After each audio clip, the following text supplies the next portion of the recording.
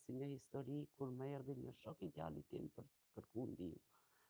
Edhe unë nuk e kujtoja si emër, edhe më tham janë dashur 2 vite që unë trokas në këtë derë, edhe fillimisht u çmallëm me njëri tjetrin, unë ndjeva shumë mirë, edhe sot jam shumë e lumtur që ja kemi dalë së bashku, duke bashkë rrugtuar në këtë rrugë që ai ka krijuar një familje, ka një fëmijë, ka qenë personi që më ka sjell të fejuarën, që më ka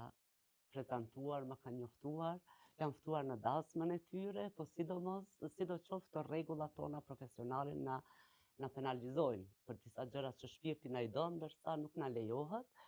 edhe po menaxhohet mirë, po e mendoj se unë kam